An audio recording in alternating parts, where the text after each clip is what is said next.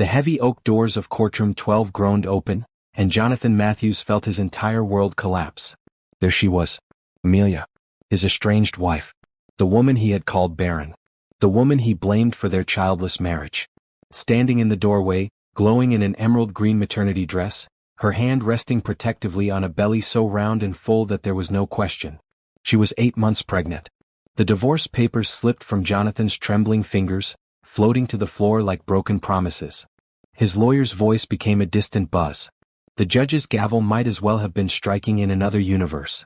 All Jonathan could see was Amelia's face, calm and composed as she walked down the aisle toward the plaintiff's table. Her skin radiated health and happiness. Her hair was styled in soft curls that framed her beautiful face. She moved with a grace that pregnancy had somehow enhanced rather than hindered. "Your Honor," Amelia's lawyer began, but Jonathan couldn't process the words. His mind was racing, calculating dates, remembering their last night together 9 months ago. The night before she left him. The night he had been too proud, too hurt, too stupid to fight for her. How could he have been so wrong about everything? Wait, do you think Jonathan deserves a second chance after what he put Amelia through?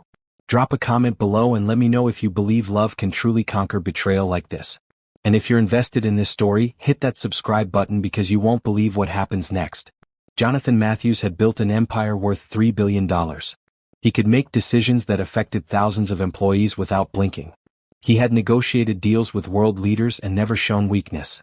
But seeing Amelia walk into that courtroom, pregnant and radiant, reduced him to a man who couldn't even remember his own name. "Mr. Matthews," Judge Harrison's voice cut through his shock. "Are you prepared to proceed?" Jonathan's lawyer, Martin Fitzgerald, nudged him sharply. The entire courtroom was staring. Amelia had taken her seat at the opposite table, her lawyer organizing papers with practiced efficiency. She hadn't looked at him once since entering. Jonathan stood, his legs unsteady. "Your Honor, I need a moment." The judge's eyebrows rose. In 30 years of family court, he had rarely seen a man look so utterly devastated at his own divorce proceeding. "Mrs. Matthews," the judge addressed Amelia directly. "Given your condition, perhaps we should discuss postponing these proceedings." Amelia spoke for the first time, her voice strong and clear. "Thank you, Your Honor, but I'm perfectly capable of proceeding. I've been looking forward to this day." Those words hit Jonathan like physical blows. Looking forward to divorcing him. Looking forward to ending their marriage. Looking forward to raising their child, without him. "Amelia," he said, his voice breaking on her name. She finally looked at him then. Those warm brown eyes that had once looked at him with such love now held nothing but cool determination. "It's Mrs. Matthews in this courtroom, Jonathan." The formality in her voice was worse than any anger could have been. This was the woman who used to wake him up with soft kisses. The woman who would make him laugh until his sides hurt. The woman who had believed in him before he believed in himself. Martin was frantically whispering in his ear about proceeding with the divorce as planned, about the prenuptial agreement, about protecting his assets. But all Jonathan could think about was the swell of her belly and the wedding ring that was noticeably absent from her finger. "Your Honor," Amelia's lawyer, a sharp woman named Patricia Williams, began. "My client requests that we proceed with the divorce decree as originally filed. The terms have been agreed upon by both parties." "Not anymore," Jonathan said suddenly, standing up. "I need to speak with my wife." "Ex-wife," Amelia corrected softly. "We're still married until this court says otherwise," Jonathan replied, his business instincts finally kicking in. "And given this new development, I think we need to discuss some changes." Judge Harrison looked between them. "Mr. Matthews, are you suggesting you wish to contest this divorce?" The question hung in the air like a challenge. Everyone in the courtroom waited for his answer. His lawyer was making frantic hand gestures, probably thinking about billable hours and complicated custody battles. But Jonathan was thinking about Amelia's hands on her belly, about the baby growing inside her, about the family he had thrown away because he was too proud to admit he might be wrong. "Yes," he said firmly. "I contest this divorce." Amelia's carefully composed mask finally cracked. Surprise flickered across her features before she quickly recovered. "On what grounds?" she asked. Jonathan looked directly into her eyes. "On the grounds that I was a fool. On the grounds that I love you. And on the grounds that the child you're carrying is mine." The courtroom erupted in whispers. Judge Harrison banged his gavel for order. "Mr. Matthews," the judge said sternly, "this is not the place for emotional outbursts. If you wish to contest this divorce, you'll need to file the proper paperwork and present legitimate legal grounds. Then that's what I'll do, Jonathan said. He turned to Amelia. But first, I need 5 minutes with my wife. Absolutely not, Patricia Williams interjected. My client has made her wishes clear. Amelia, Jonathan said, ignoring the lawyers. Please. 5 minutes. After everything we meant to each other, don't I deserve that much?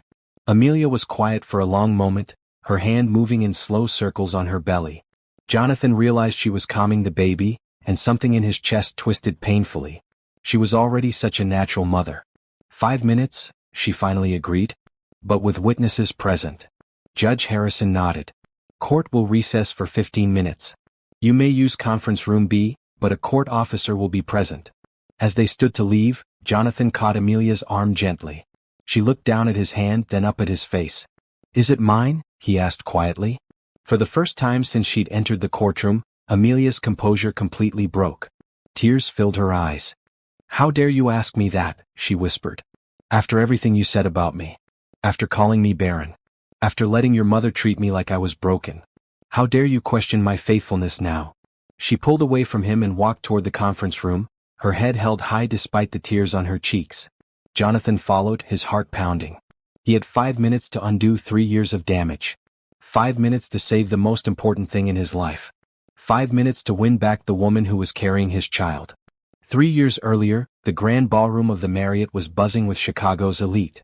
The annual Children's Hospital Charity Gala drew the city's wealthiest residents, all eager to be seen supporting a good cause.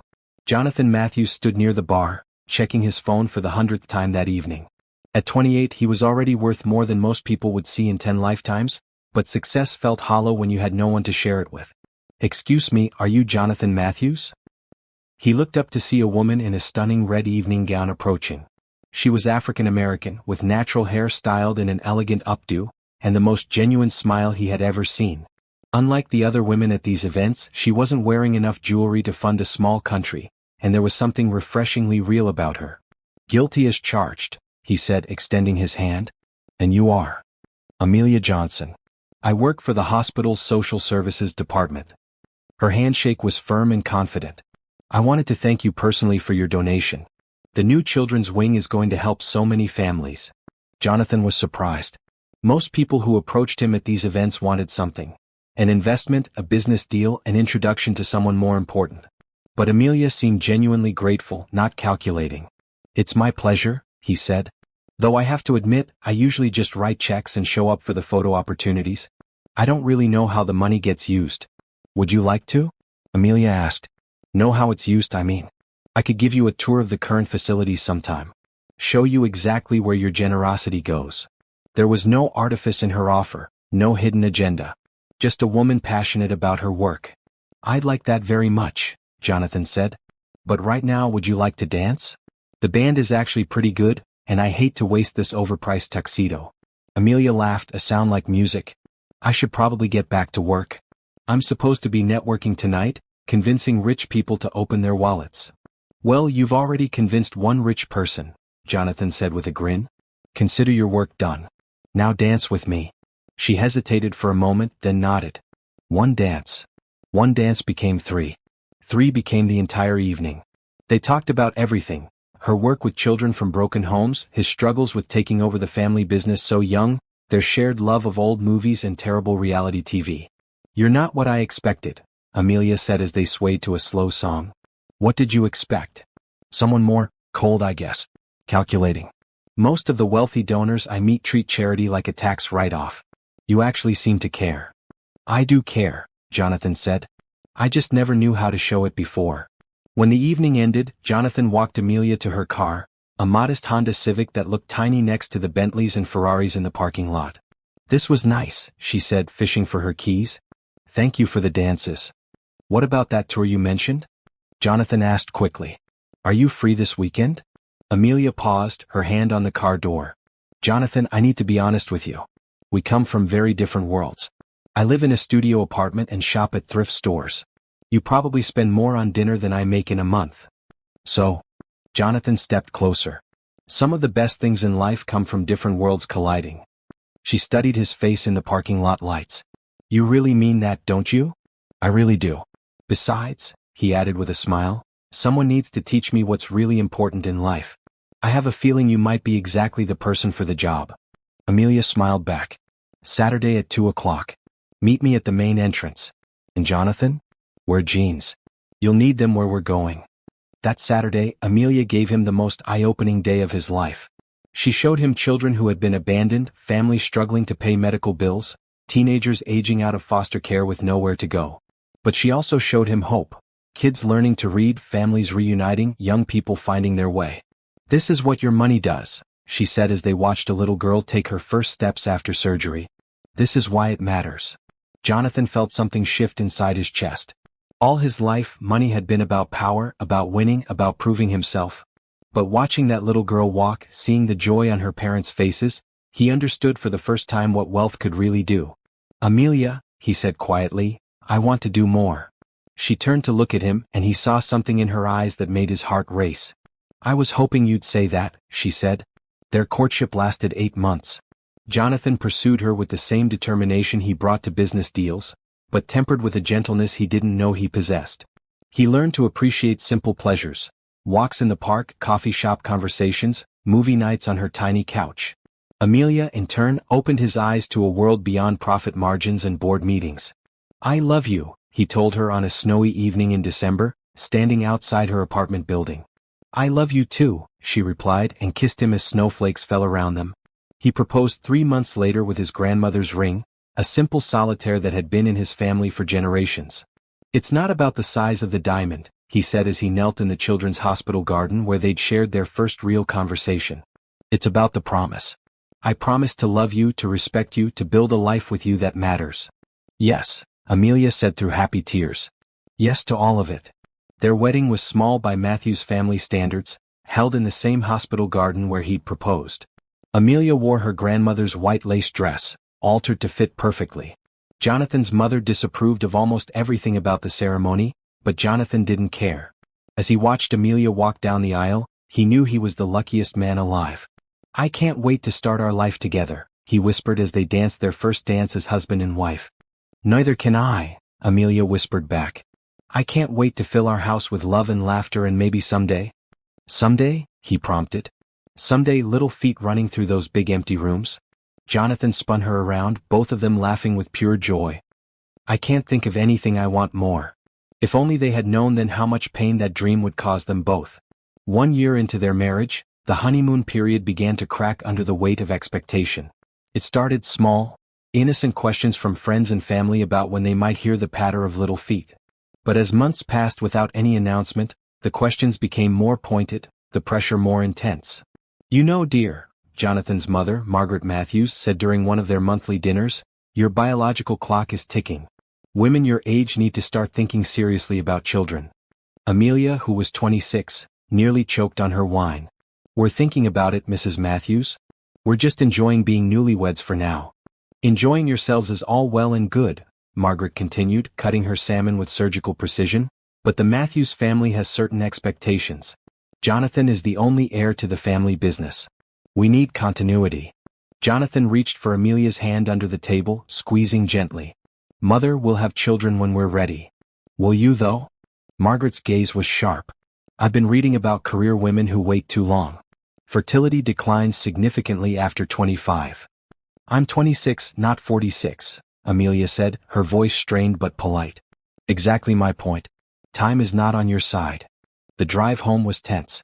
Amelia stared out the window at the passing lights while Jonathan gripped the steering wheel tighter than necessary.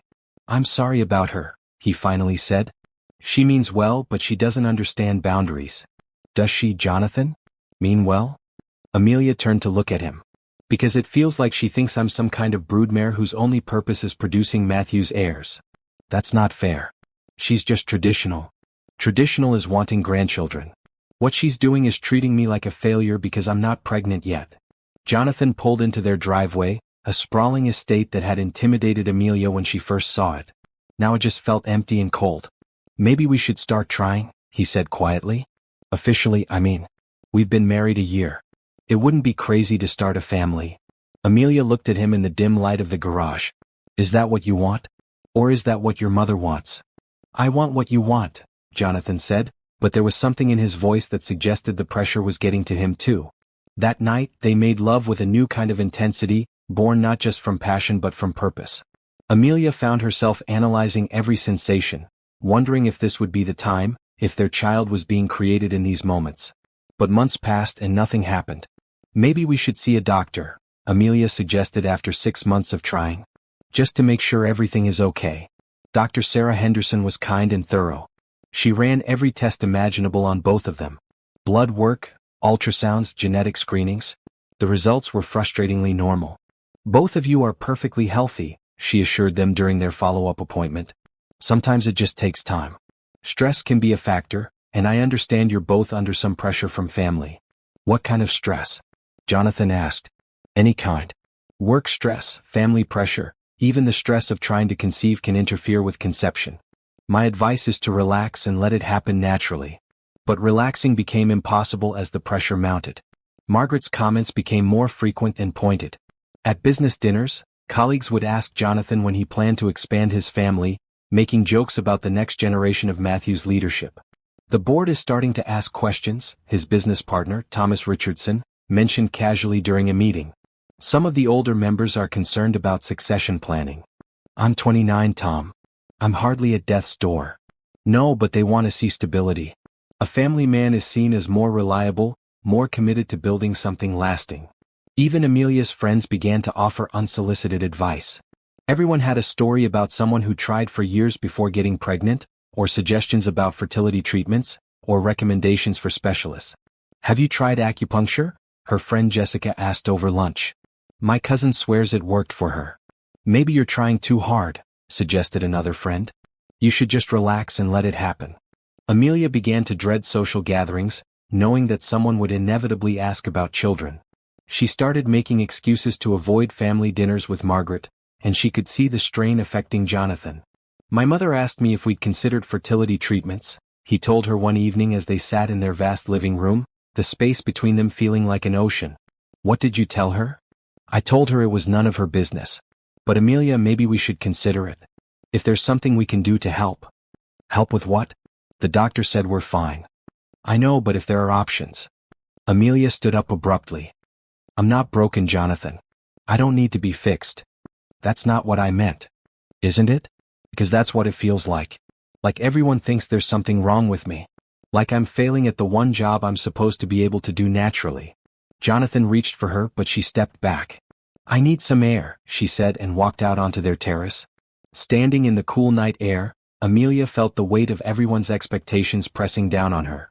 She had never wanted anything more than to give Jonathan children, to create the family they had dreamed about. But the constant pressure was turning something beautiful into something clinical and desperate.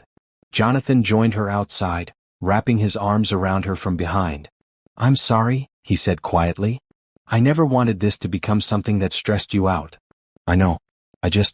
I want this so much, and everyone else wanting it too makes it feel like I'm performing for an audience instead of just loving my husband."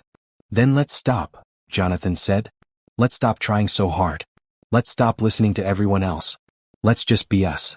Amelia leaned back against his chest. "Can we do that? Just ignore everyone?" "We can try."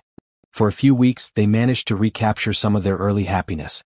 They went on dates again, laughed together, made love without thinking about ovulation schedules or optimal timing. But the peace didn't last. The pressure from outside continued, and slowly, insidiously, it began to change how they saw each other and themselves. 2 years into their marriage, Amelia sat in Dr. Martinez's office staring at a pamphlet about in vitro fertilization. The cheerful photos of smiling families felt like mockery. They had been trying for over a year with no success, and the tests still showed nothing wrong with either of them. "IVF can be very successful for couples with unexplained infertility," Dr. Martinez explained gently. "The success rates for women your age are quite good." "What are the side effects?" Jonathan asked.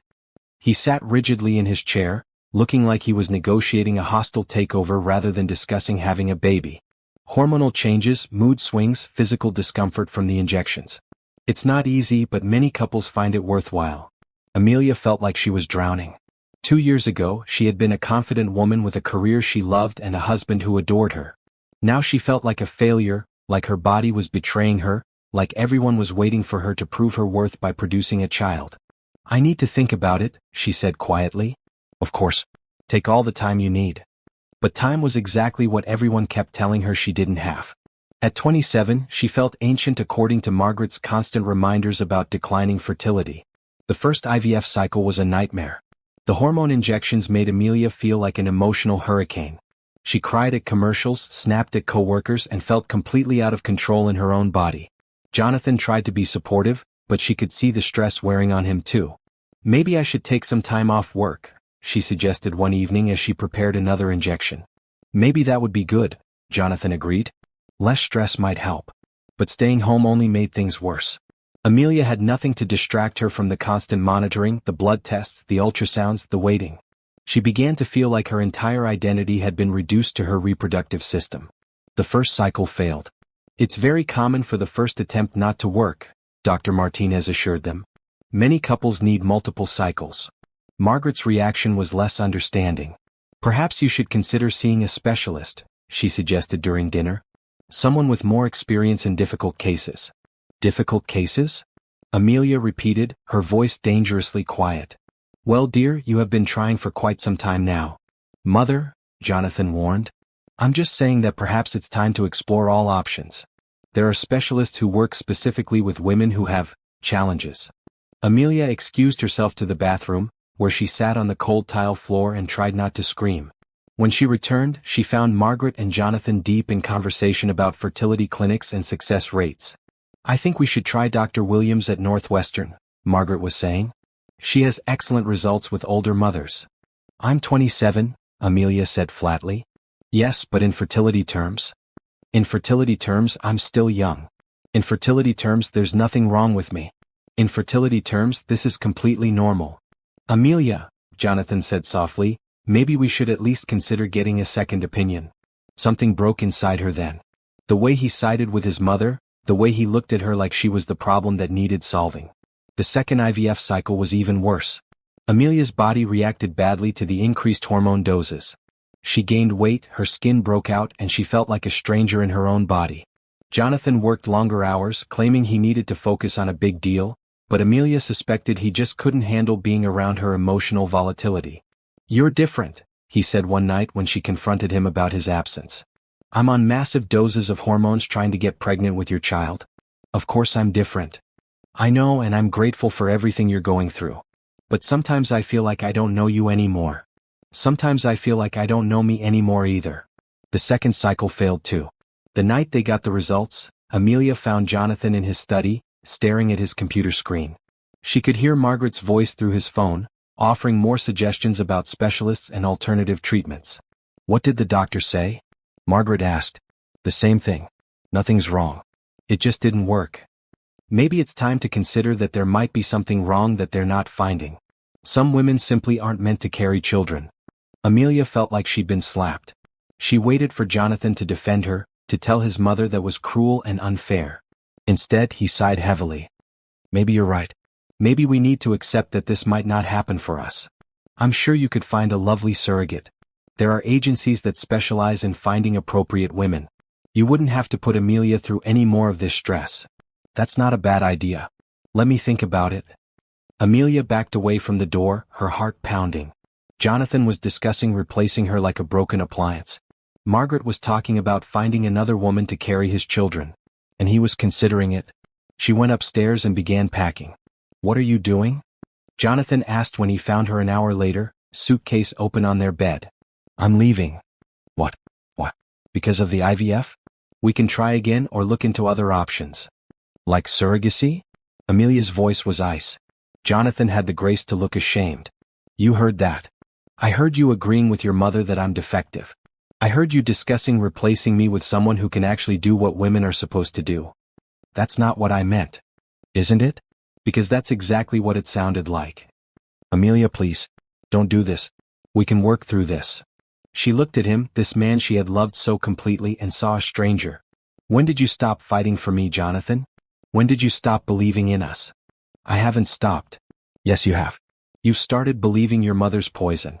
You've started looking at me like I'm broken, like I'm failing you. You're not failing me. Then why won't you defend me? Why won't you tell your mother to back off? Why won't you tell her that our marriage is more important than her grandchildren? Jonathan was quiet for a long moment. Because maybe she has a point. Maybe we need to consider all our options. That was it. The final blow. I am not an option to be considered, Jonathan. I'm your wife. Or I was. She closed the suitcase and headed for the door. Where are you going? Home. This is your home. Amelia turned at the bedroom door, tears streaming down her face. No, it isn't. It stopped being my home the moment you started seeing me as the problem instead of your partner. Amelia, please. Don't leave. We can fix this. Some things can't be fixed, Jonathan. Some things are just broken. She walked out that night, leaving behind the man she loved and the life she had tried so hard to build. As she drove away from the Matthews estate, she felt like she was finally able to breathe again. 3 weeks later, alone in her tiny apartment, Amelia took a pregnancy test on a whim. It was positive.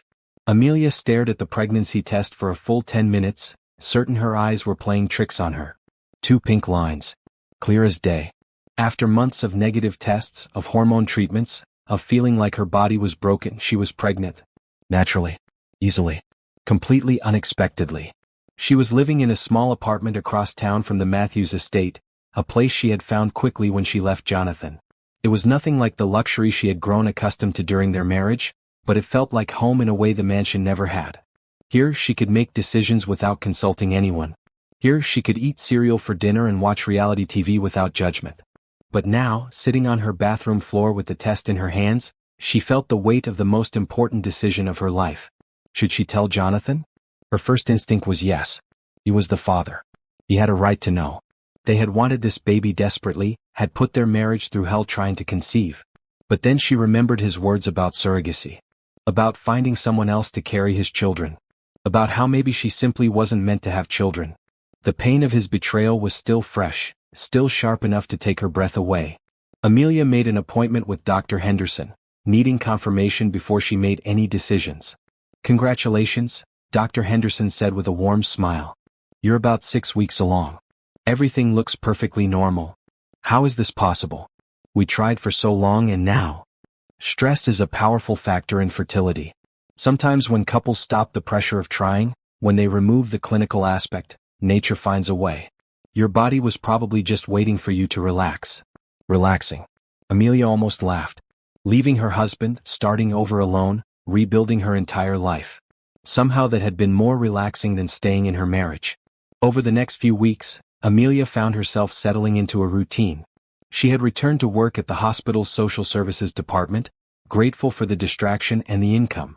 Her colleagues were supportive, understanding that she was going through a divorce without prying into the details. You look better, her friend Rachel commented one day over lunch. More like yourself again. I feel more like myself, Amelia admitted. I forgot who I was for a while there. Marriage can do that sometimes. Especially when you're trying so hard to be what someone else needs. Amelia's hand instinctively moved to her still flat stomach. She hadn't told anyone about the pregnancy yet. She was waiting until she figured out what she wanted to do about Jonathan. Meanwhile, across town, Jonathan was discovering that success meant nothing without someone to share it with. His penthouse office overlooked the city, his bank accounts continued to grow, and he closed deal after deal with mechanical efficiency. But he felt empty in a way that terrified him. You look terrible, Thomas Richardson told him during a board meeting. When's the last time you slept? I sleep, Jonathan replied, signing documents without really reading them. Lying in bed staring at the ceiling doesn't count as sleep. Jonathan's mother had been calling daily, offering to set him up with appropriate women, suggesting that his separation from Amelia might be a blessing in disguise. Now you can find someone more suitable, she said during one of their lunches. Someone who understands your world, your responsibilities. I don't want someone else. Jonathan, be practical. Amelia was lovely, but she clearly wasn't able to give you what you need. What I need is my wife back.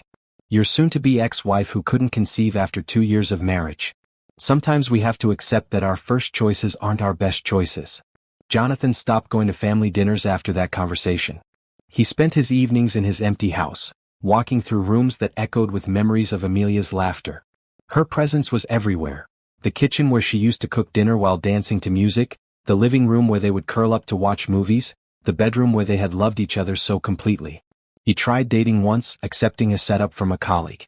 The woman was beautiful, successful, everything his mother would approve of. She talked about her career in investment banking, her weekend house in the Hamptons, her 5-year plan for marriage and children. "I want 3 children," she said over expensive wine. "Ideally spaced 2 years apart. I'll take maternity leave of course, but I'll have nannies so I can return to work quickly." Jonathan excused himself halfway through dinner and never called her again. As Amelia's pregnancy progressed, she found herself facing practical concerns. Her apartment was too small for a baby. Her salary was enough for her, but adding childcare costs would stretch her budget thin. She could apply for assistant programs, but the idea felt foreign after living in luxury for 2 years. Still, she was determined to make it work. She started looking at slightly larger apartments, researching daycare centers, planning for a future as a single mother. "Are you sure you don't want to contact the father?" Dr. Henderson asked during one of her appointments. "Financial support could make things easier." "I'm sure," Amelia said, watching her baby move on the ultrasound screen. "We can manage on our own." But late at night, when she felt the baby kick, she sometimes wondered what Jonathan would think if he could feel those movements too. Would he be amazed? Would he finally understand what they had lost when their marriage fell apart? She pushed those thoughts away. Jonathan had made his choice when he failed to defend her, when he considered replacing her with a surrogate. She and their baby would be better off without him. By her second trimester, Amelia had found a new apartment in a family-friendly neighborhood. It had 2 bedrooms, a small balcony, and neighbors who smiled when they passed in the hallway. She decorated the nursery in soft yellows and greens, not knowing if she was having a boy or girl and wanting the surprise. Jonathan, meanwhile, had thrown himself into work with renewed intensity. He expanded his business overseas, acquired 3 companies, and increased his net worth by another $1 billion. None of it mattered. "You need to do something about this divorce," his lawyer advised. "The longer you wait, the more complicated it becomes." "I don't want the divorce." "Your wife does. She's filed all the paperwork. You just need to sign." Jonathan stared at the papers on his desk. With his signature, he would officially end his marriage to the only woman he had ever loved. He would be free to find someone else, to start over, to build the family his mother thought he deserved. But he couldn't pick up the pen. "I need more time," he said. "For what?" "To figure out how to win her back." Thomas looked at him like he had lost his mind. "Jonathan, it's been 6 months. She's moved on. You should too." But Jonathan couldn't move on. Every morning he woke up hoping to find a text from Amelia. Every evening he drove past the hospital where she worked, hoping to catch a glimpse of her. He had become a man obsessed with recovering what he had lost. Neither of them knew that in just a few months, their paths would cross again in a courtroom, where Amelia would walk in wearing that emerald green dress, carrying the child they had both wanted so desperately. And everything would change once more. 8 months pregnant and glowing with health, Amelia sat across from her lawyer, Patricia Williams, reviewing the divorce papers one final time. The Matthews family name had opened doors, but it had also brought complications. Jonathan's wealth meant their divorce required careful attention to financial details, even with the prenuptial agreement Amelia had willingly signed. "Are you sure you don't want to pursue spousal support?" Patricia asked for the 3rd time. "Given the circumstances of your separation and your current condition, any judge would be sympathetic." "I don't want his money," Amelia said firmly, her hand resting on her rounded belly. "I just want this marriage to end so I can move on with my life." "What about child support?" "You have a right to that, regardless of your personal feelings." Amelia was quiet for a moment. She hadn't told Patricia or anyone who the father was. As far as the legal paperwork showed, she had simply become pregnant after the separation. It wasn't uncommon, and Patricia had been professional enough not to pry. "The father isn't in the picture," Amelia said carefully. "I'm planning to do this alone." Patricia studied her client's face. Amelia Johnson had been through a difficult marriage and a painful separation, but there was something she wasn't saying. The timing was suspicious, but Patricia respected her client's privacy. "All right. The hearing is scheduled for this Friday at 10 a.m. It should be straightforward since Mr. Matthews hasn't contested anything in the filing. You'll be in and out within an hour." What neither of them knew was that Jonathan had been stalling the proceedings through his lawyer, requesting extensions and delays while he tried to work up the courage to fight for his marriage. His lawyer, Martin Fitzgerald, had been growing increasingly frustrated with his client's inability to make a decision. "You can't keep postponing this forever," Martin had told him the week before. "Either contest the divorce or sign the papers and move on." "I need to see her one more time," Jonathan had said. face to face. I need to make her understand how sorry I am. Then show up to the hearing. It might be your last chance. Friday morning arrived gray and cold, with the threat of snow in the air. Amelia chose her outfit carefully, a beautiful emerald green maternity dress that made her feel confident and strong. She had decided that if she was going to officially end her marriage, she would do it looking like the woman she had become. Independent, capable, and radiant with impending motherhood. The courthouse was intimidating, all marble columns and echoing hallways. Patricia guided her through security and up to the family court floor. As they approached courtroom 12, Amelia felt her heart racing, but she attributed it to normal nerves about the legal proceedings. She had no idea that Jonathan was already inside, sitting with his lawyer, wrestling with the biggest decision of his life. When the bailiff called their case, Amelia walked through those heavy oak doors with her head held high. She had practiced this moment in her mind, imagining how she would feel when she saw Jonathan again for the first time in 8 months. But nothing could have prepared her for the reality. Jonathan looked up as she entered, and the expression on his face was like watching a man's entire world collapse in real time. His skin went pale, his mouth fell open, and the papers in his hands fluttered to the floor like broken dreams. For a moment, the entire courtroom seemed frozen. The lawyers, the judge, the court reporter, everyone stared as one of Chicago's most powerful businessmen was reduced to a man who couldn't even remember how to breathe. Amelia felt the baby kick as if responding to the tension in the room. She placed her hand on her belly protectively and continued walking to her table, her heels clicking on the marble floor with determined precision. "Your Honor," Patricia began, but Judge Harrison held up his hand. "Mr. Matthews, are you all right? Do you need a moment?" Jonathan finally found his voice. Yes, Your Honor. I need a moment." He stood on unsteady legs, his eyes never leaving Amelia's face. She looked beautiful, radiant, everything he remembered and more. The emerald dress complemented her skin perfectly, and her hair was styled in a way that framed her face like a halo. But it was her belly, round and full with life, that made his knees weak. 8 months. She was 8 months pregnant. The math was simple and devastating. This was their child. The child they had tried so desperately to conceive. The child that had finally come, weeks after she left him. "Mrs. Matthews," Judge Harrison addressed Amelia directly.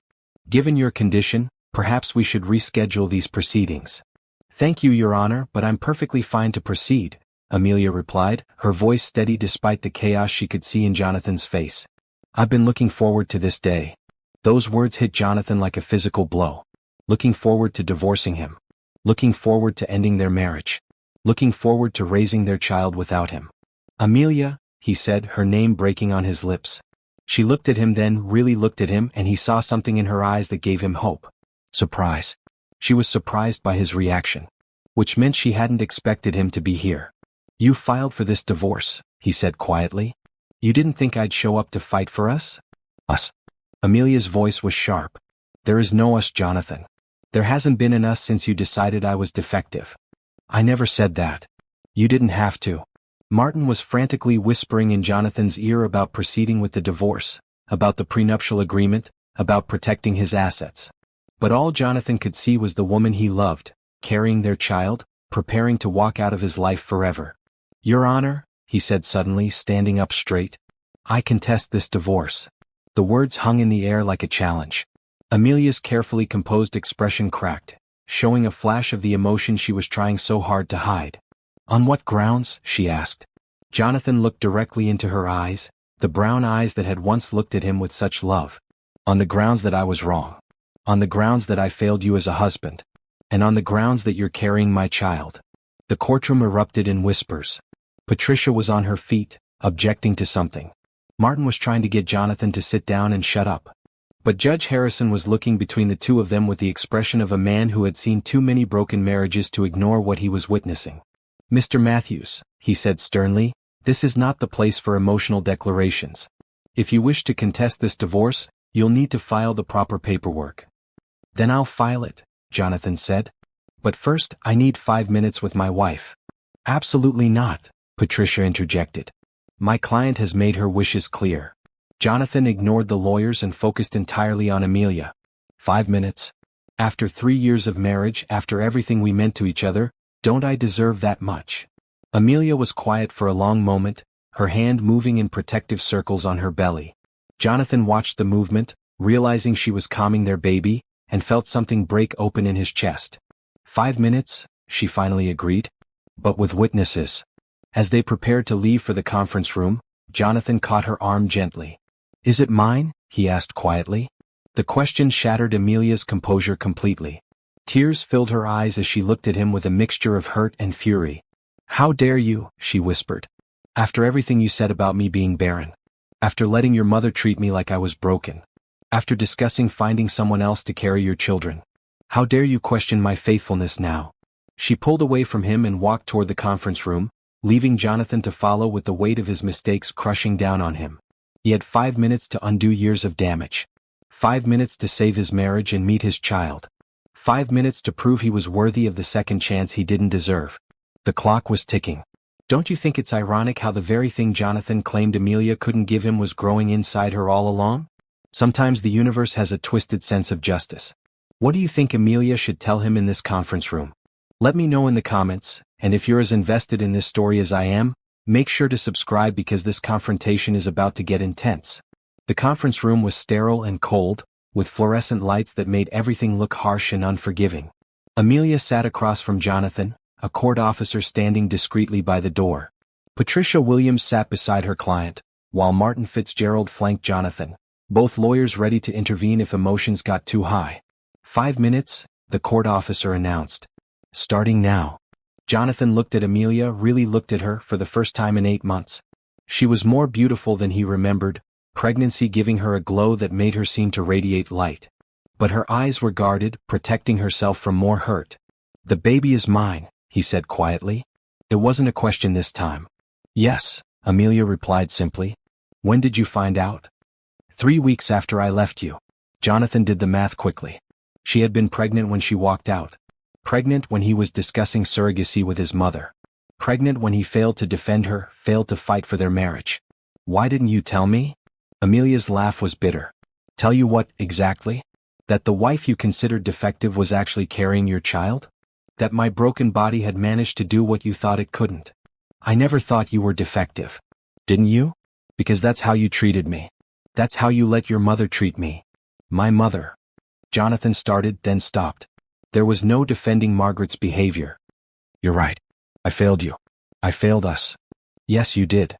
The simple agreement hit harder than any accusation could have. Amelia wasn't angry anymore, Jonathan realized. She was resigned.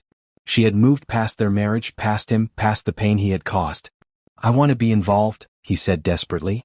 "In the baby's life. In your life." "My life." Amelia shook her head. "Jonathan, you made it very clear that my life wasn't enough for you. That I wasn't enough." "That's not true. Isn't it? When the pressure got too much, when things got difficult, you turned away from me. You started seeing me as an obstacle to overcome rather than your partner." Jonathan wanted to argue, but he couldn't. Everything she was saying was true. "I was scared," he admitted. "The pressure from my mother, from the board, from everyone. I felt like I was failing at the most basic thing a husband should be able to provide for his wife." "What? A baby? A family? Security? The life you deserved?" Amelia leaned forward slightly. "The life I deserved was to be supported by my husband. To be defended by the man who promised to love and protect me. I didn't need you to provide me with a baby, Jonathan. I needed you to stand by me whether we had children or not. I know that now. Do you? Because when I was going through those hormone treatments, feeling like my body was betraying me, losing myself in the process, you pulled away. You worked longer hours. You avoided coming home. I didn't know how to help. You could have held me. You could have told me that our marriage was more important than having children. You could have set boundaries with your mother instead of letting her poison you against me." Jonathan felt tears burning his eyes. I know I failed you in every way that mattered. And now that you know I can have children, suddenly I'm worth fighting for again?" The question hung in the air like a loaded weapon. It was the heart of everything, the test that would determine if Jonathan had really learned anything from his mistakes. "No," he said quietly. "You were always worth fighting for. Having children or not having children, you were always worth everything to me. I just lost sight of that when everyone else's voices got louder than my own heart." "Your mother's voice got louder than mine," Amelia corrected. "The board's voice got louder than mine. Everyone else's opinion of our marriage mattered more than what I needed from you." "You're right. And I hate myself for that." "Hating yourself doesn't fix anything, Jonathan. It doesn't undo the damage. Then tell me what does. Tell me how to fix this. Amelia was quiet for a long moment, her hand resting on her belly. Jonathan watched their child move beneath her dress and felt an overwhelming sense of loss for all the moments he had already missed. Some things can't be fixed, she said finally. Some trust, once broken, can't be repaired. I don't accept that. You don't get to choose what I accept or don't accept anymore. That's what divorce means. We're not divorced yet. We will be in about 10 minutes. What if I don't sign the papers? Then we'll have a custody battle that neither of us wants. I'll still divorce you, but it will be messier and more painful for everyone. Jonathan realized he was losing this battle, had probably lost it before it even began. What about the baby? Our baby? We'll be fine.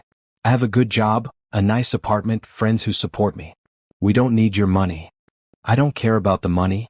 I care about being a father. You can be a father without being my husband. I don't want to be a weekend dad.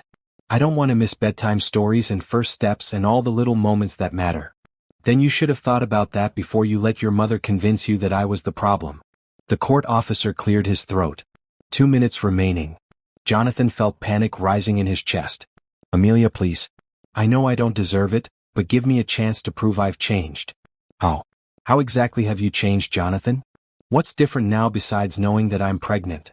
It was the question he had been dreading because the honest answer was that he didn't know if he had really changed or if he was just desperate not to lose everything. I don't know, he admitted. I don't know if I've changed enough or in the right ways. But I know that losing you was the worst thing that ever happened to me. I know that I've spent every day of the last 8 months regretting every word I didn't say to defend you, every time I chose someone else's opinion over your feelings. That's not enough. I know. But it's a start. And if you give me a chance, I'll spend the rest of my life proving that you and our child are the most important things in my world. Time's up, the court officer announced. Amelia stood slowly, her hands braced on the table for support. The hearing is in 5 minutes. Are you going to contest the divorce or not? Jonathan looked at her, memorizing her face, trying to read some sign of hope in her expression. But Amelia had learned to protect herself, and her walls were firmly in place. I love you, he said desperately. I love you more than I've ever loved anything in my life. Love isn't enough, Jonathan. Love without respect, without trust, without partnership, isn't enough. She walked to the door, then paused without turning around. But for what it's worth, she said quietly, I loved you too. More than I thought it was possible to love someone. That's why this hurts so much. Then she was gone, leaving Jonathan alone with his lawyers and the devastating realization that he might have just lost the most important conversation of his life. Jonathan didn't contest the divorce that day. As he sat in that courtroom watching Amelia's composed dignity while she officially ended their marriage, he realized that forcing her to stay married to him would only prove that he still didn't understand what he had done wrong. Love wasn't about possession or control. It was about choosing someone's happiness, even when it meant letting them go. But letting her go didn't mean giving up. The divorce was finalized on a gray December morning. Amelia walked out of the courthouse a free woman, 8.5 months pregnant, ready to start her new life. Jonathan walked out a free man who felt like a prisoner of his own regrets. That afternoon he did something he should have done years ago. He called his mother. Jonathan, darling, I'm so glad this divorce nonsense is finally over, Margaret said before he could speak. Now we can focus on finding you someone more suitable. Mother, I need you to listen to me very carefully, Jonathan interrupted. I'm never going to marry anyone else. I'm never going to love anyone else. And if you ever speak badly about Amelia again, you and I will have no relationship at all. Jonathan, you're being dramatic. She clearly wasn't right for your family. She was perfect for our family. I was the one who wasn't right. I was the one who failed. And you encouraged that failure instead of helping me be a better husband. I was protecting your interests. No, you were protecting your idea of what my interests should be. There's a difference. Margaret was quiet for a moment. Has something happened? You sound different. Amelia was pregnant when she left me. She's having my child in a few weeks, and I wasn't there for any of it because I was too stupid and too weak to fight for what mattered. Pregnant? But the doctors said. The doctors said there was nothing wrong with either of us. You were the one who decided she was defective. You were the one who planted seeds of doubt in my mind about my own wife. Jonathan, I never meant. Yes, you did. You absolutely meant to undermine my marriage because Amelia didn't fit your idea of who I should be with. Well, congratulations, Mother. You got what you wanted. My wife is gone. If she's having your child, surely you can work something out. Joint custody, financial support. I don't want joint custody. I want my family back.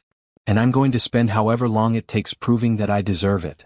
Jonathan hung up the phone and sat in his empty office, looking out at the city lights. For the first time in months he felt something like clarity. He couldn't change the past, but he could control what happened next. The next morning he called his lawyer with unexpected instructions.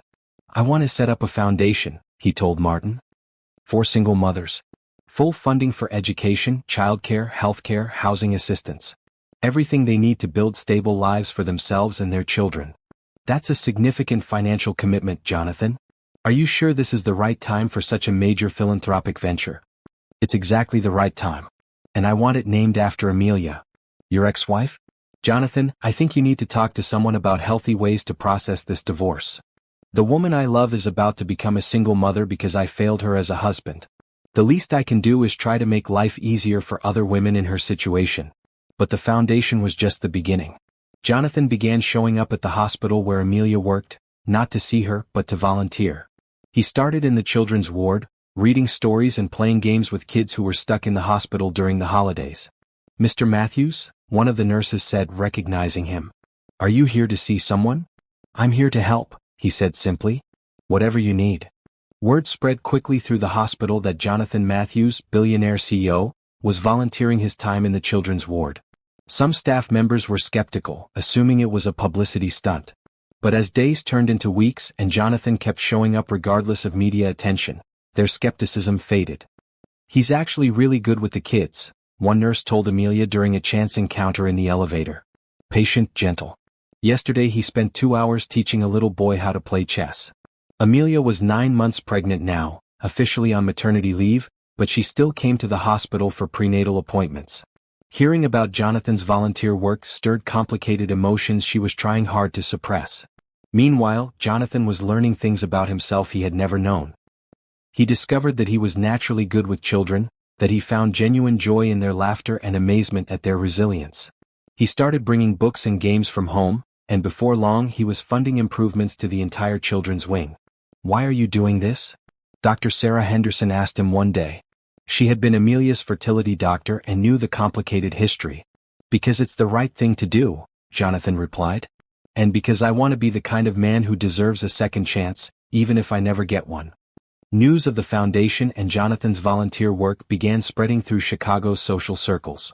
The local media picked up the story, praising Jonathan Matthews for his unexpected transformation from cutthroat businessman to dedicated philanthropist. But Jonathan wasn't doing it for the media attention. He was doing it because every single mother he helped reminded him of Amelia. Every child he read to reminded him of the child he was about to have. Every hour he spent in service to others was an hour spent proving to himself that he could be better. Robert Chin, his business partner, was concerned about the amount of time and money Jonathan was dedicating to his new philanthropic efforts. You're essentially giving away your fortune, Robert pointed out during a board meeting. Good, Jonathan replied. Money is only worth what you do with it. What's your endgame here, Jonathan? Do you really think Amelia is going to be impressed by your charity work? This isn't about impressing anyone. This is about becoming the kind of person who deserves to be a father. One snowy evening in January, Jonathan was leaving the hospital after a particularly long volunteer shift when he saw a familiar figure struggling with groceries in the parking lot. Amelia, now heavily pregnant and moving slowly, was trying to load bags into her car while snow fell around her. Every instinct told him to rush over and help, but he knew she wouldn't welcome his assistance. Instead, he approached slowly, his hands visible and non-threatening. Amelia, he said quietly. She looked up, startled. Jonathan, what are you doing here? I volunteer here now. In the children's ward. I heard. She continued loading groceries, clearly struggling but determined to manage alone. Please let me help you, he said. I can manage. I know you can. You can manage everything. You always could. But that doesn't mean you should have to. Something in his tone made her pause. She looked at him more carefully, noticing details she had missed in the courtroom months ago. He looked tired, older somehow. But there was something different in his eyes, something that hadn't been there during their marriage. Why are you really volunteering here? She asked. Because I want to be worthy of being a father to our child. Because I want to prove that I can put others before myself. Because I needed to understand what you see in this work that makes it worth dedicating your life to. Amelia studied his face, looking for signs of manipulation or calculation. But there was only sincerity, and a sadness so deep it made her chest ache. The foundation, she said. The one named after me. That was you. Yes. Why? Because you deserve to be honored for all the good you do in the world. Because I never told you how proud I was of your work when we were married. Because I was too focused on what I thought we didn't have to appreciate what we did have. Snow continued falling around them, creating a bubble of quiet intimacy in the busy parking lot. One of the nurses told me you've been here every day for 6 weeks, Amelia said. Helping sick children is the least I can do to try to balance out the damage I've caused. That's not how it works, Jonathan. You can't earn forgiveness through good deeds. I'm not trying to earn anything. I'm trying to become someone worth forgiving. Amelia felt the baby kick strongly as if responding to Jonathan's voice. She winced slightly and Jonathan stepped forward instinctively. Are you okay? Just the baby. She's been very active lately. Jonathan's voice was soft with wonder. We're having a daughter. For a moment, Jonathan's composure cracked completely. The thought of having a daughter, of not being there for her first breath, her first cry, her first moments in the world, was almost unbearable. Amelia, he said quietly, I know I have no right to ask this, but when she's born, could you call me? I don't need to be in the room. I don't need to be involved. I just need to know she's okay. That you're both okay. Amelia looked at this man she had once loved so completely, seeing in his face the father he could be if given the chance. But trust was a fragile thing, and hers had been shattered too thoroughly to rebuild quickly. I'll think about it, she said. It wasn't yes, but it wasn't no. For Jonathan it was enough to keep hope alive. At 3:47 a.m. on a snowy Tuesday in February, Amelia woke up to her water breaking. She lay in bed for a moment, feeling the first gentle contractions, and realized that after 9 months of anticipation, she was about to meet her daughter. Alone. She had prepared for this moment, had a birth plan, had a bag packed for weeks. Her friend Rachel was on standby to drive her to the hospital, and Dr. Henderson was expecting her call. Everything was arranged, practical and organized, just like Amelia had rebuilt her entire life. But as she sat on the edge of her bed, feeling another contraction build, she found herself thinking about Jonathan. About the conversation in the parking lot 6 weeks ago. About the promise in his eyes when he said he just wanted to know their daughter was okay. By 5 a.m., the contractions were strong enough that she couldn't ignore them anymore. Rachel arrived within 10 minutes of Amelia's call, helping her to the car with efficiency born of practice. They had rehearsed this scenario multiple times. You okay? Rachel asked as they drove through the empty streets toward Northwestern Memorial Hospital. I keep thinking about Jonathan, Amelia admitted, surprising herself. Want me to call him? No. Maybe. I don't know. Amelia, whatever you decide about him long term, he is the baby's father. He has a right to know she's being born. Does he? After everything that happened? That's between you two. But this little girl might want to know that her father was there for her birth, even if he wasn't there for the rest of it. By the time they reached the hospital, Amelia's contractions were getting serious. Dr. Henderson was waiting for them, along with the nursing staff who had become like family over the past months. How are we feeling? Dr. Henderson asked as they got Amelia settled in the birthing room. Scared, Amelia admitted. And excited. And scared. That's perfectly normal. First babies like to take their time, so we're probably looking at several hours yet. Several hours to decide whether to call Jonathan. Several hours to figure out if she wanted him there for the most important moment of their daughter's life. Meanwhile, across town, Jonathan was wide awake in his penthouse, staring out at the snow-covered city. He had been having trouble sleeping lately, knowing that Amelia's due date was approaching. Every time his phone rang, his heart jumped, hoping and fearing it might be news about the baby. At 8 a.m. his phone finally did ring. But it wasn't Amelia. Mr. Matthews? This is Rachel Torres. I'm a friend of Amelia's. Jonathan's heart stopped. Is she okay? Is the baby okay? She's in labor. Has been since early this morning. She's at Northwestern Memorial. Does she want me there?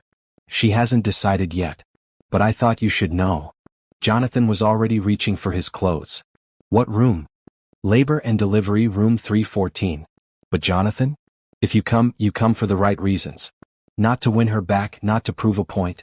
You come because you want to be there for your daughter's birth. I understand. Jonathan had never driven through Chicago traffic so carefully or so urgently. Every red light felt like an eternity, every slow car like a personal attack. By the time he reached the hospital, it was 9:30 a.m., and he was terrified he might have missed everything. The labor and delivery floor was a maze of hallways and medical equipment. Jonathan found room 314 and stood outside the door, paralyzed with uncertainty. He could hear voices inside, medical staff talking about dilation and timing. He could hear Amelia's voice, strong but strained. A nurse came out of the room and saw him standing there in his expensive suit, looking lost and terrified. "Are you the father?" she asked kindly. "Yes, I think. Yes, I'm the father, but I don't know if I'm supposed to be here." "What's your name?" "Jonathan Matthews." The nurse disappeared back into the room. Jonathan could hear quiet conversation, then footsteps approaching the door. Amelia appeared in the doorway, wearing a hospital gown and looking more beautiful than Jonathan had ever seen her. Her hair was pulled back, her face was flushed with exertion, but her eyes were clear and determined. "You came," she said. "Rachel called me. I can leave if you want me to."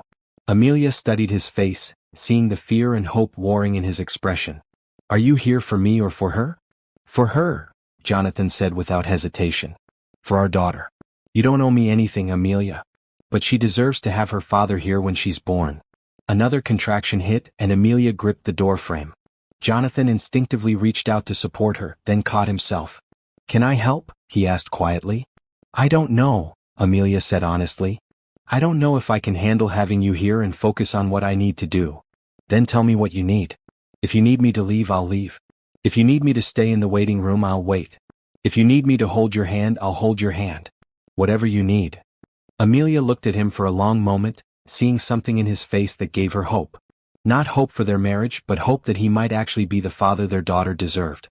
"Stay," she said. "But in the corner. Don't talk unless I ask you to. This is about her, not us." "I understand." The next 6 hours were the most intense of Jonathan's life. He watched Amelia go through the stages of labor with an awe and terror he had never experienced. She was magnificent, fierce and strong and completely focused on bringing their daughter into the world. He stayed in his corner, exactly as she had asked, speaking only when spoken to, offering support only when requested. When she needed ice chips, he fetched them. When she needed someone to hold her hand during the worst contractions, he was there. When she needed space, he gave it to her. At 4:23 p.m., Sophia Elizabeth Matthews took her first breath. Jonathan had thought he understood love before. He had loved Amelia with what he believed was his whole heart. But watching his daughter enter the world, hearing her first cry, seeing her tiny perfect fingers grasp at the air, he realized he had never understood anything at all. "She's perfect," he whispered, tears streaming down his face. Amelia, exhausted but radiant, held their daughter against her chest. "She's so beautiful. Just like her mother," Jonathan said softly. For a moment, they were just two people in awe of the miracle they had created together. All the hurt and anger and disappointment faded away, replaced by pure wonder at the small person who was half of each of them. "Do you want to hold her?" Amelia asked. Jonathan's hands were shaking as he took his daughter for the first time. She was so small, so fragile, so perfect. Her eyes were closed, but her tiny hand wrapped around his finger with surprising strength. "Hello, Sophia," he whispered. "I'm your daddy. And I promise you, I'm going to spend the rest of my life trying to be worthy of you." Amelia watched Jonathan hold their daughter, seeing in his face a tenderness she had never witnessed before. This was the man she had fallen in love with, the man she had hoped he could become. But love and hope weren't enough to rebuild trust that had been shattered so completely. "Jonathan," she said quietly, "I need you to understand something. You being here today doesn't fix what happened between us. It doesn't erase the hurt or rebuild the trust. But it's a start. It's the first step toward you being the father she deserves." "I know," Jonathan said, not taking his eyes off Sophia. "I'm not asking for anything I haven't earned. I'm just grateful to be here for this moment. We'll need to figure out custody arrangements, visitation schedules, all the practical things. Whatever you think is best for her. I'll work around your schedule, your needs, her needs." Amelia was surprised by his response. The old Jonathan would have immediately started negotiating, would have wanted equal time, would have made demands. This Jonathan was putting their daughter's needs first. "I want you to be involved," she said carefully. "I want Sophia to know her father. But trust is earned, Jonathan. And it's earned slowly. I understand. And Amelia? Thank you. Thank you for letting me be here today. Thank you for giving me the chance to be her father. As evening fell over Chicago, Jonathan sat beside Amelia's hospital bed, holding his sleeping daughter while Amelia rested. For the first time in over a year they were a family. Not the family they had planned to be, not the family they had dreamed of, but a family nonetheless. It was a beginning. 1 year later, Jonathan stood in the same garden where he had proposed to Amelia, but this time he wasn't alone. Sophia sat on a blanket beside him, babbling happily as she played with colorful blocks. At 14 months old, she was walking, climbing, and getting into everything with the fearless curiosity that Jonathan recognized as pure Matthew's determination. "Dada," she said, holding up a blue block for his approval. "That's right, sweetheart. Blue block. Very good." Jonathan's phone buzzed with a text from Amelia, running 5 minutes late. Traffic is terrible. They had been meeting in this garden every Sunday for the past year, a neutral space where Jonathan could spend time with Sophia while Amelia graded papers or caught up on work. What had started as awkward, carefully scheduled visitation had gradually evolved into something more comfortable, though still cautious. "There's my beautiful girl," Amelia called out as she approached, wearing a bright red sundress that made her skin glow in the afternoon light. Sophia immediately abandoned her blocks and toddled toward her mother with arms outstretched. "Mama? Were you good for Daddy?" Amelia asked, scooping up their daughter for a hug. "She was perfect," Jonathan said, beginning to pack up the toys. "We went to the pond to see the ducks and she said quack at least 50 times. Did you say thank you to Daddy for the fun afternoon?" Sophia looked at Jonathan and blew him a kiss, a trick Amelia had been teaching her. Jonathan pretended to catch it and put it in his pocket, making Sophia giggle. "How was your week?" Amelia asked as they walked toward the parking area. "Good. The foundation approved funding for 3 new childcare centers. And the children's ward got approval for the new playroom." Jonathan's transformation over the past year had been remarkable and consistent. He had stepped back from day-to-day business operations, focusing instead on the foundation and his volunteer work. The Amelia Johnson Foundation for Single Mothers had already helped over 200 families, providing everything from emergency housing to college scholarships. "That's wonderful," Amelia said. "The families are going to be so grateful. What about you? How was your week?" "Busy. I got offered a promotion to department head." Jonathan stopped walking. "Amelia, that's incredible. Congratulations." "Thanks. It would mean more responsibilities, some travel, longer hours." "Are you going to take it?" "I'm considering it. But it would affect our custody schedule. Some weeks I might need you to take Sophia an extra day or 2. "Of course. Whatever you need. I can adjust my schedule however works best for you and Sophia." They had reached Amelia's car, and she was buckling Sophia into her car seat. Jonathan crouched down to kiss his daughter goodbye. "I love you, sweetheart. Be good for Mommy." "Love Dada," Sophia said, reaching out to touch his face. "I'll see you Wednesday for our lunch date, okay?" As Amelia closed the car door, she turned to Jonathan. "There's something else I wanted to talk to you about." "Okay. I've been seeing someone." The words hit Jonathan like a physical blow, but he forced himself to keep his expression neutral. Over the past year he had learned to put Sophia's needs before his own feelings, and that meant supporting whatever made Amelia happy. That's good. I'm glad you're happy. His name is Michael. He's a doctor at the hospital. He's very good with Sophia." "Is it serious?" Amelia hesitated. "It could be. He's asked me to move in with him." Jonathan felt like the ground was shifting beneath his feet, but he kept his voice steady. "What do you want to do?" "I don't know. Part of me thinks it would be good for Sophia to have a stable family unit. Michael is kind, reliable, everything a partner should be. But every time I think about taking that step, I remember what it felt like to love someone completely. And I remember what it felt like to have that trust broken." They stood in uncomfortable silence for a moment, both thinking about the marriage they had destroyed and the family they were trying to rebuild from the pieces. "Amelia," Jonathan said carefully, "if he makes you happy, if he's good to Sophia, then I support your decision. All I want is for both of you to be loved and protected. Even if it means you see Sophia less? Even then.